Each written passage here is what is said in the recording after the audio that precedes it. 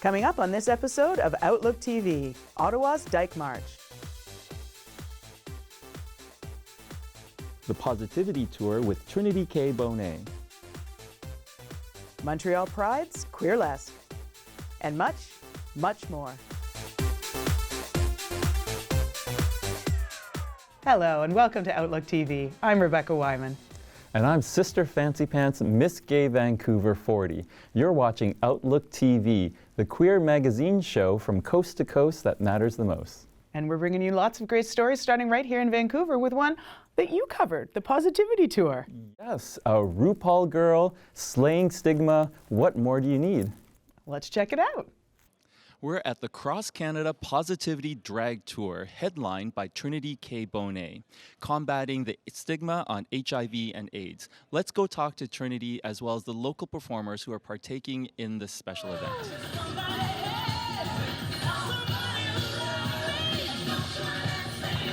So this is all part of our national HIV anti-stigma campaign called Pozitivity, and this is the Slay Stigma Canadian Tour with Trinity K. Bonet. So it's kind of part two of a larger campaign to eliminate stigma surrounding HIV. So we're traveling to 24 cities all across Canada. This is stop number 2. So we were in Yellowknife last night for a sold-out show.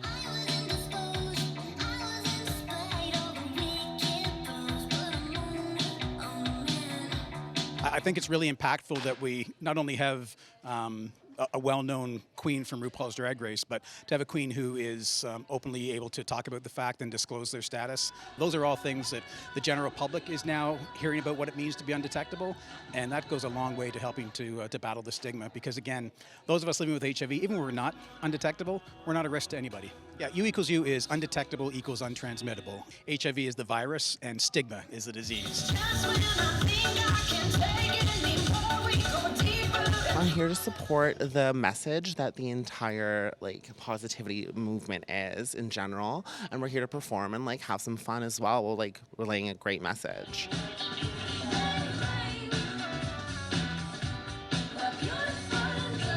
I know Gary, one of the main event organizers, and we had briefly talked about this drag tour, not knowing what it was about, and they said, would you be interested? And I said, yeah, and then I found out it's the anti-stigma tour, and I was like, why not? You know, a free charity show with Trinity K. Bonet. I mean, come on, let's do this, people, come on.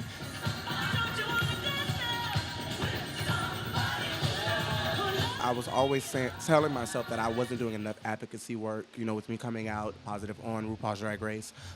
A lot of opportunities weren't being presented to me to be a spokesperson, and, this was the perfect opportunity to, one, get the opportunity to tour Canada for a whole month, get to see this beautiful city, and as well spread a message and hopefully instill or encourage people who are either living or, not openly living with HIV.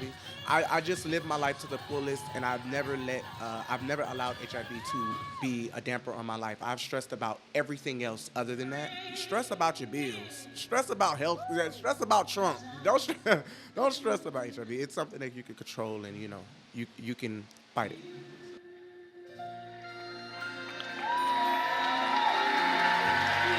An important message wrapped up in a great show. This is Sister Fancy Pants, Miss Gay Vancouver 40 for Outlook TV. Let's head over to University of British Columbia to check out their Pride Week. And you get around town. I bet you were there too, weren't you? I was. UBC Pride this year wanted to kick off their celebration with a joyous party. Let's go check it out. Well, it is back to school season, and as a welcome back activity, UBC has organized UBC Pride. So let's check out the booths and the performances. So we just want to raise our hands and say, Haitsayapka. Thank you so much. Enjoy the day. Today is our 3rd annual celebration of Pride at UBC. We're so excited to celebrate Pride at UBC. It's the biggest ever. It has listened to the hormones, has let itself be cut open, have organs scooped out, has put itself together again. It has learned to respond to a new name, new pronouns, new slurs. As you can see, people are really being open and being free about who they are, and it's really exciting to celebrate that in a place that is usually so hidden about who people really are. Hunting for munchies, I've been lit up for days. We've also made a history of Pride at UBC, and we've put it down on the floor as deckles, and they will stay up until December. Significant moments in UBC's Pride history that have brought us to here. Now we're celebrating Pride. So from a struggle to a celebration. Hold me till you're feeling the beat of my heart. Pick me up, baby, and break me apart. It's my first time here at UBC Pride. I'm so excited to be hosting and performing here today. I feel super lucky, especially to have my own drag daughter Bam Bam here debuting a performance us as family for the first time, and also the amazing Bow Gang house troupe that I consider a family, the House of Leaders, that you can see right behind us today.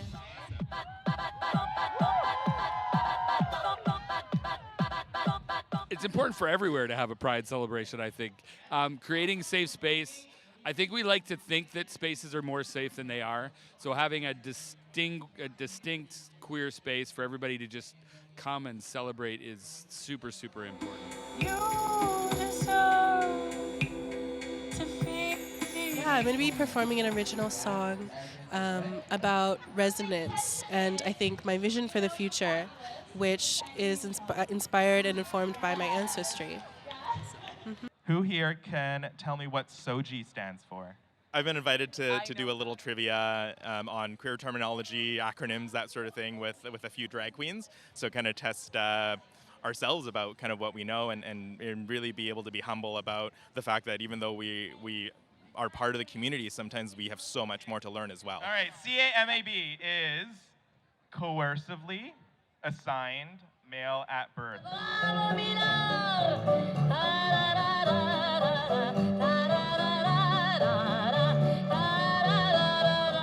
And from UBC Pride, this is Sister Fancy Pants And Ollie for Outlook TV. We're going to have to take a little break now. Ooh, good. I got to put my eyelashes on. There's more? Hi, I'm Mariah Noir, and you're watching Outlook TV. Lawrence Novigen, president of the Rhinestone Phoenix Charity Foundation, and you're watching Outlook TV. I'm Martin Rooney. I'm Mr. Gay Vancouver 1991-92, and you're watching Outlook TV.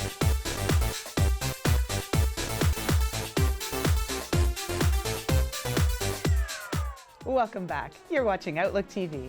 We're now going to the Rhinestone Phoenix 40th anniversary celebration where someone got crowned. I think Angus knows who won. I think I might too. We're at the Junction Nightclub in Vancouver's Davie Village for the 40th annual Mr., Miss, and Ms. Gay Vancouver pageant. Let's go find out what it's all about.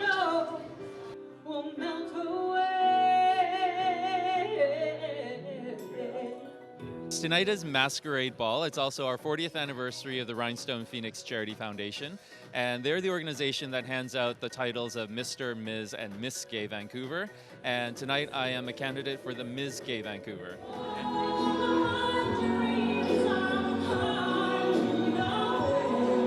All of our proceeds go to charity. We keep nothing. Everything is for the food bank, for the people that need it more than we do.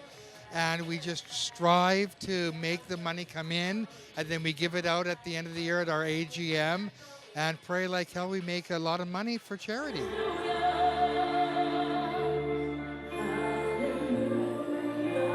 It started with Empress Dee Drew and Emperor Paul Landrio as Mr. and Miss Gay Vancouver. And in 83, 84, we started with our own society, and it was called the Heraldic Society, and from that it merged to the Rhinestone Phoenix Society, and it was with Rita Rhinestone, Paul, Miss Wiggins, which was Miss Gay Vancouver 4, and Bruce.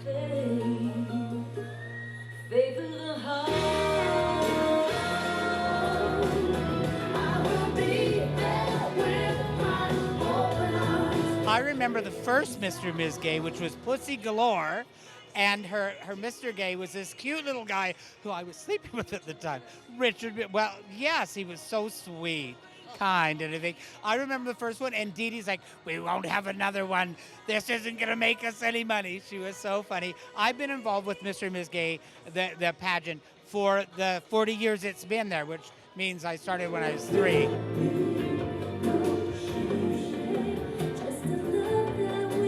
So So every year we pick 2 organizations that we fundraise for, and my goal is to fundraise for Options for Sexual Health.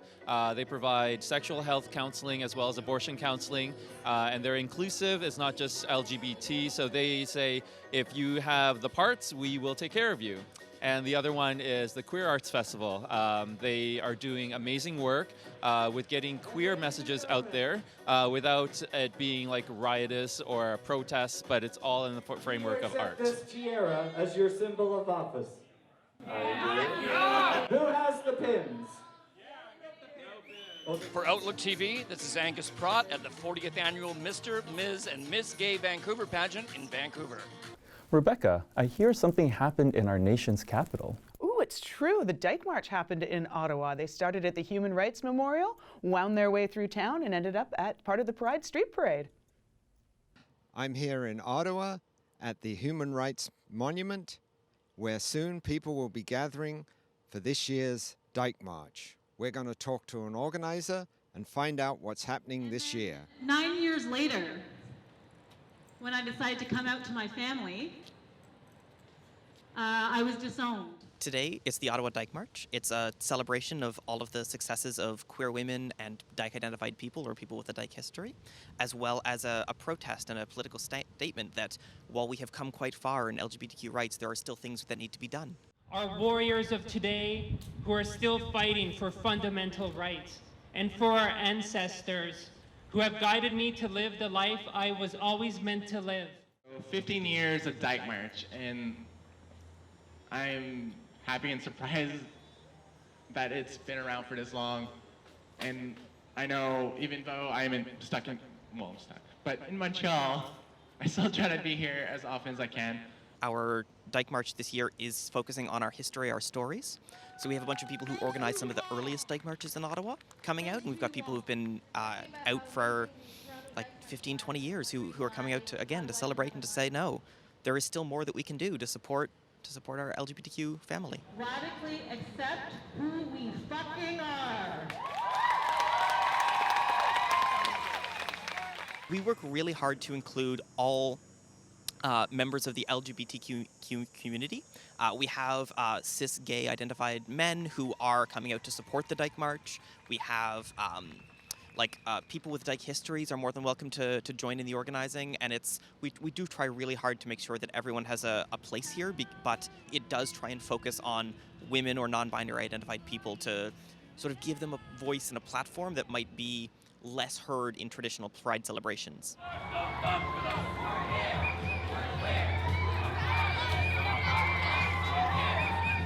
Ottawa's the nation's capital, and we really feel like there are still issues that the LGBT community needs to have addressed.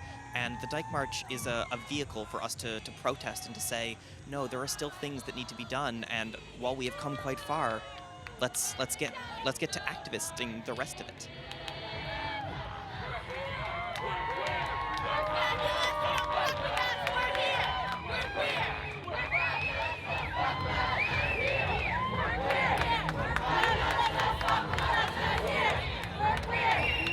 As the march continues, this is James in Ottawa for Outlook TV. Let's head back to the east, where I understand you got to go to Montreal. Yes, we were at the Montreal AIDS Memorial as a backdrop for a rally to increase global funding for AIDS. Let's check it out.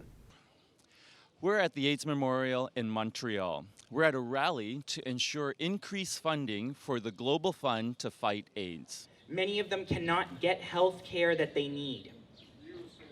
In the global AIDS crisis, their lives are literally on the line. The important thing for us today is about Canada's commitment to the Global Fund. And every time that Canada has committed, every 3 years we recommit. 3 years ago, the conference was in Montreal, and we have always increased by at least 20%, not our commitment. The Global Fund is asking Canada for 15 to 20%. And we're saying, 15% would be $925 million. We won't accept a penny less. Anything less for us is a retreat from leadership. All the parties should be supporting it. All the parties have supported it in the past. Conservative and Liberal governments have all increased every time. to maintain our part of the Global Fund. So that's what today is about. In 1990, there was a group of activists that took it upon themselves to take an empty lot and turn it into a memorial space for the people of Quebec that had been lost to the AIDS crisis. And so they did it in kind of like a grassroots, rebel, chaos kind of way, which I totally respect. And it took them 4 years before the government actually identified it as a park for this purpose. One of the things that I heard about this space is actually the metal monument here wasn't always part of the park. And apparently after, I believe it was like 4 days after the park had been officially recognized, a team of lesbians and football players, apparently, just came in with the thing themselves and drilled it into the concrete, and we were like, and again, they were like, we decided. And I just like, it's so punk rock, it's so just spit in your face, I love it. Women are less likely to say out loud that they are HIV positive because of the stigma that goes with it, and also for cultural reasons, because a lot of women who live with HIV here come from countries in Africa, and for cultural reason it's really difficult to say I'm HIV positive. So we do have support group. We also support individually, these women, helping them with the whole immigration process, with the paperwork. If they need to talk, they can come. We also have a food bank. So we really want to improve their quality of life. What an inspiring rally. In Montreal, this is Sister Fancy Pants for Outlook TV. We're going to have to take another little break now. Ooh, good. I get to put on some lipstick. Oh, good. You'll get prettier, and I'll just stay here and get older. It's Rosie Bourgeoisie, and you're watching Outlook TV. I'm Grand Canyon, and you're watching Outlook TV.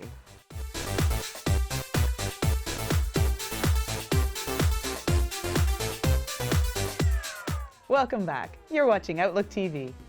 We're going to head off to the IDS West show that was also a fundraiser for Out in Schools. Excellent. We're at IDS Vancouver 2019, where they bring together the best in design, new products, and superstar designers from North America and around the world. Let's go see what's happening for 2019. As Vancouver has changed as sort of a more international city, design means so much more than it used to even 3-5 years ago. So we are working with all different types of designers now, not just interior designers, it's industrial designers, food designers, landscape architects, all different creatives in general to put the show together every year. Our entrance feature, I hope you get a chance to check out A Sense of Place. We partnered with Benjamin Moore and Emily Forgot from London, and we did an installation of pieces that hopefully she'll be able to tell you about. And those are original artworks actually installed in the installation, and those are being sold with 50% of those proceeds going towards Out in Schools this year. With this exhibition, I wanted there to be a link to Canada, obviously. So I started researching Canadian modernism. I'm particularly interested in modernist architecture. And that's what I wanted to bring to the exhibition, my sort of interpretation of some of the modernist buildings in Canada that I came across researching the place. So that's why we see Arthur Erickson and Ron Tom represented here. Yeah. I think a lot of the times in, especially a city like Vancouver, I mean, we are the West Coast, that's my roots, I'm born and raised here, but coming from a perspective where I've had education and experiences outside of our own city, that is what I'm most passionate about. It's bringing those details, those experiences, those design trends from other metropolis cities and bringing them here to the West Coast and trying to diversify the design experience, because I feel like sometimes we get so caught up in this linear trend of this West Coast design. We've been huge supporters of Out in Schools. I'm also very involved with support groups and bringing on other, individuals in the LGBTQ community that are looking to get into design and hoping to get more into that in the following years as far as mentoring them and giving them an opportunity to find their space in design. This was put together by Maribel Ferreira, who's the fashion designer, and she worked with Paola Lenta to put this installation together. And we actually saw it last year in April at the Milan Fair, and we walked into it and we said, we have to bring this to Vancouver. For Outlook TV, this is Angus Pratt at the Interior Design Show 2019. We're going to head back to Montreal and check out another Pride performance. This time, it's Queerlesque. Ooh, proving that anyone can take their clothes off if they want. Well, things are getting hot in Montreal tonight because we are up for a nice evening of queer burlesque. That's why on the menu we have some teasing, sensuality, and brilliant costuming. Let's check it out.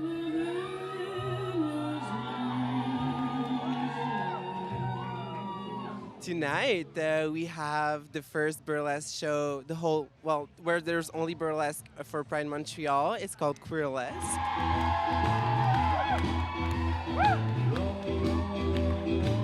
Queer artists performing burlesque. So for me, it's really important to talk about like queer sensuality, body diversity, queer identity. So everyone express themselves the way they want. So it's gonna be really diverse and really awesome.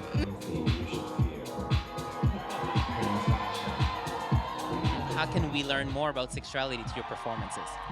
It's really owning our own body, being sexual the way we want to. We're on stage, but we're decided to reveal ourselves, take off our clothes, being their own sexual person, and expresses like phantasm or fetishes or stuff like that on stage, or like just a new vision and imagination of sexual pleasures.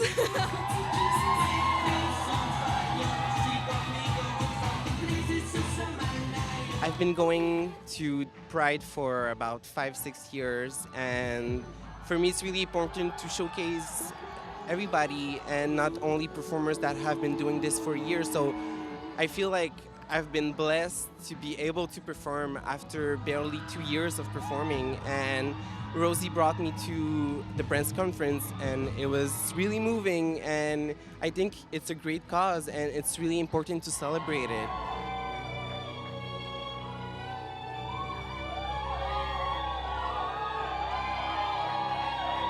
New act I'm doing. I'm debuting tonight. It's the first time I'm gonna do it, so I'm really excited.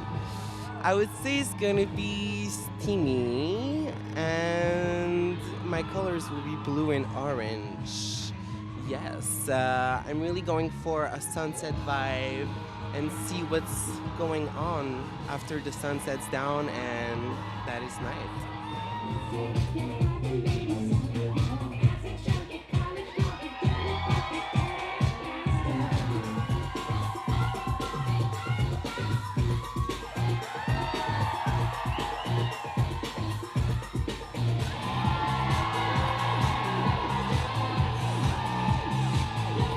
Well, this event really showcased a great message of love and body positivity.